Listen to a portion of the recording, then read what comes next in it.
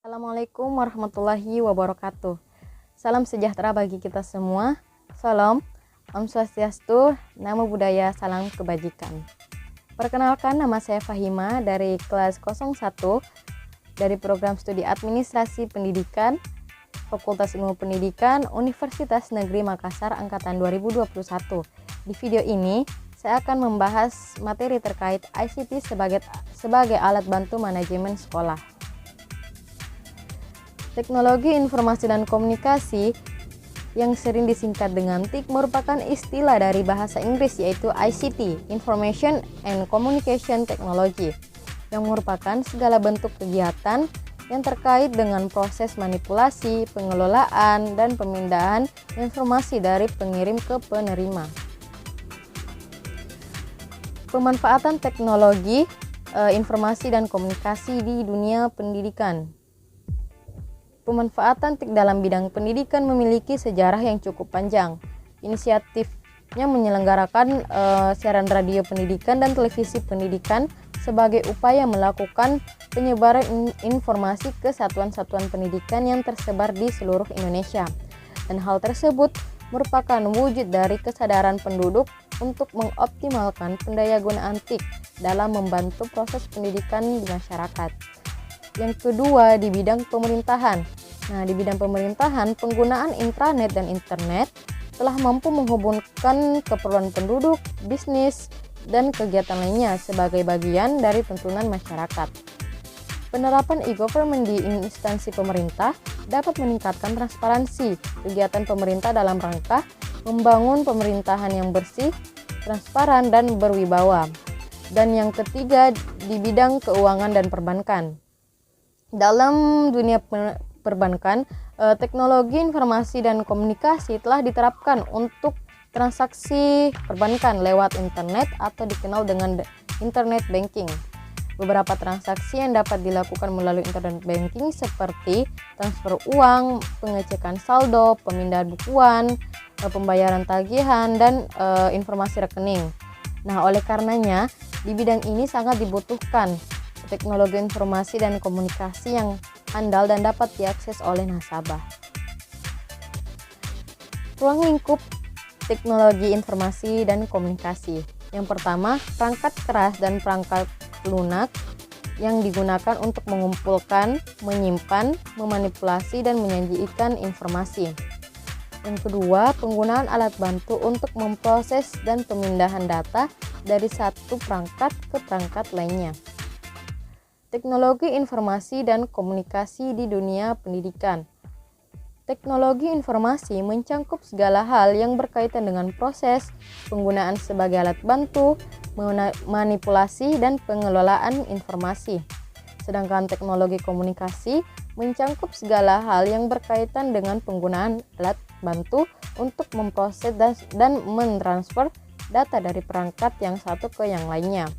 Jadi ICT atau TIK di dunia pendidikan itu sendiri berarti tersedianya saluran atau sarana yang dapat dipakai untuk menyiarkan program pendidikan.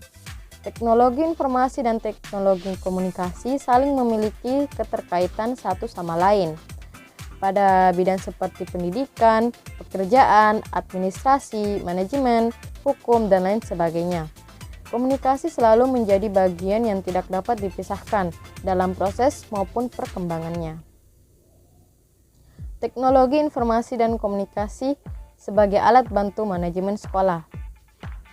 Peran ICT atau TIK dalam sistem informasi manajemen berbasis sekolah yaitu ada SIM, Sistem Informasi Manajemen, merupakan sistem yang secara terpadu mengaitkan manusia dengan mesin atau peralatan untuk menyajikan informasi guna mendukung pimpinan organisasi dalam pengambilan keputusan. Nah, seberapa penting sih ICT dalam pendidikan? Nah, ICT dapat menunjang optimalisasi sekolah karena potensi ICT cukup besar. Di antaranya bisa memperluas kesempatan belajar, meningkatkan efisiensi, meningkatkan kualitas belajar, meningkatkan kualitas mengajar, memfasilitasi pembentukan keterampilan, mendorong belajar sepanjang hayat berkelanjutan, meningkatkan perencanaan kebijakan dan manajemen, dan mengurangi kesenjangan digital. Unsur sistem informasi manajemen terdiri atas data informasi, pendekatan sistem, proses pengolahan data, dan peralatan atau komputer dan internet. Ciri-ciri utama sistem informasi manajemen yaitu berorientasi pada manajemen organisasi. Perancangan dan operasionalisasinya berdasarkan arahan manajemen. Program sistem informasi manajemen terpadu dengan program lain, menggunakan jaringan dan alur data yang standar, mencangkup perencanaan menyeluruh dari organisasi, menggunakan kerangka konsep subsistem untuk persoalan manajemen, dan menggunakan database terpusat dan terpadu. Prinsip yang mendasari sistem informasi manajemen. Yang pertama, relevansi, fleksibilitas, efektivitas, efisiensi, kontinuitas, komprehensif, dan keterpaduan. Peran ICT atau TIC dalam sistem informasi manajemen sangatlah penting. Tanpa ICT dalam SIM, maka tidak akan dapat berjalan sesuai dengan harapan. Teknologi informasi dan komunikasi sebagai alat bantu manajemen pembelajaran, yaitu dapat memfasilitasi setiap peserta didik untuk dapat melaksanakan pembelajaran yang efektif dengan memanfaatkan TIC atau ICT, dan pendidik juga akan dapat memfasilitasi peserta didik dengan efektif. TIC sebagai alat bantu manajemen menjadi lebih penting karena tiap individu memerlukan dukungan pembelajaran tanpa henti tiap harinya. Transaksi dan interaksi interaktif antar stakeholder memerlukan pengelolaan back office yang kuat. Kualitas layanan pada pengecekan administrasi ditingkatkan secara bertahap, dan orang itu merupakan sumber daya yang bernilai.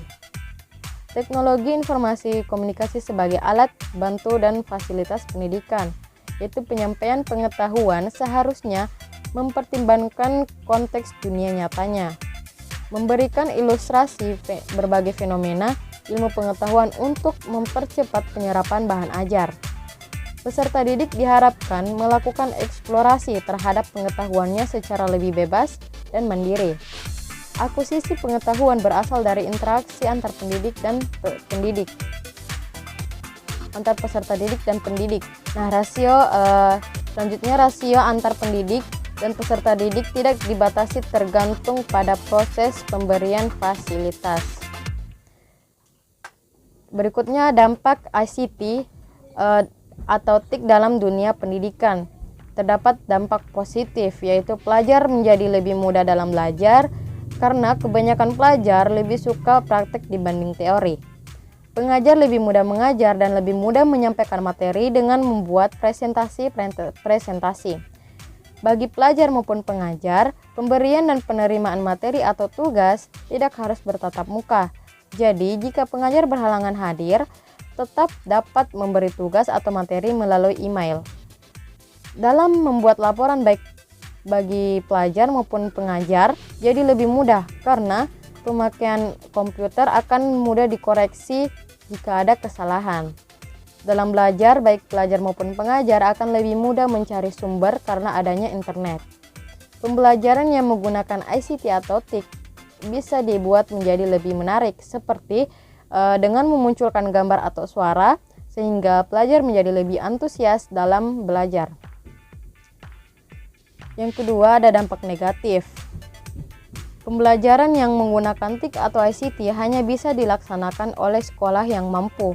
Nah, bagi sekolah-sekolah yang kurang mampu akan ketinggalan, dan siswanya akan kesulitan jika mereka masuk ke sekolah lanjutan di kota besar yang sudah sering menggunakan TIC atau ICT. Setiap pelajar harus mendapat fasilitas yang sama. Jadi pembelajaran yang menggunakan komputer, setiap pelajar harus memakai satu komputer yang memadai. Jika komputer dalam kondisi baik hanya sebagian, maka akan ada siswa yang hanya menonton, sehingga mereka tidak menguasai penggunaan komputer.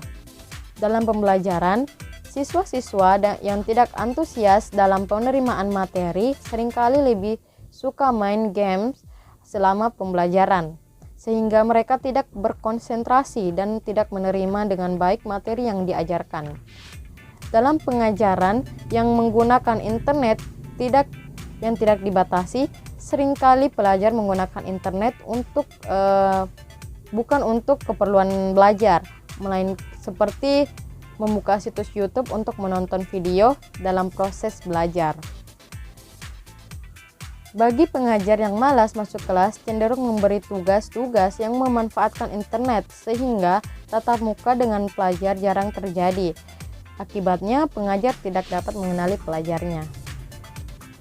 Manfaat teknologi informasi dan komunikasi yaitu sebagai gudang ilmu pengetahuan. Pada kelompok ini, TIK dimanfaatkan sebagai referensi ilmu pengetahuan terkini, manajemen pengetahuan, jaringan pakar berbagai bidang ilmu, jaringan antar institusi pendidikan, pusat pengembangan materi ajar, wahana pengembangan kurikulum, dan komunitas perbandingan standar kompetensi. Yang kedua, sebagai alat bantu pembelajaran. Pada kelompok ini ada 3 fungsi yang dapat dimanfaatkan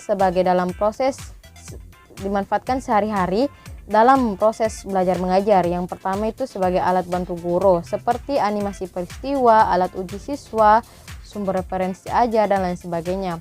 Yang kedua sebagai alat bantu interaksi guru dan siswa, seperti komunikasi guru terhadap siswa, kolaborasi kelompok studi, dan manajemen kelas terpadu. Dan yang ketiga sebagai alat bantu siswa, seperti buku interaktif, belajar mandiri, latihan soal, media ilustrasi, simulasi pelajaran, alat karya siswa, dan media komunikasi antar siswa.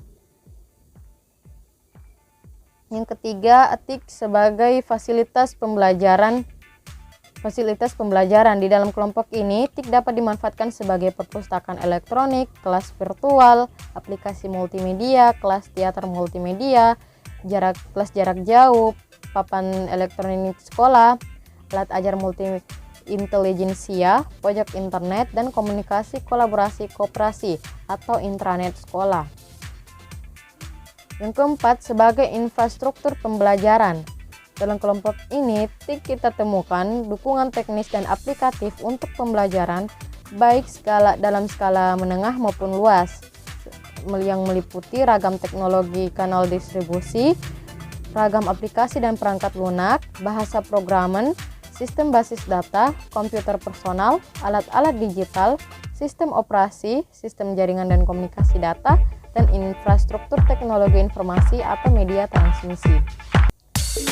Nah, cukup sekian materi yang dapat saya sampaikan. Semoga yang menonton video ini dapat bermanfaat. Lebih dan kurangnya mohon dimaafkan. Wassalamualaikum warahmatullahi wabarakatuh.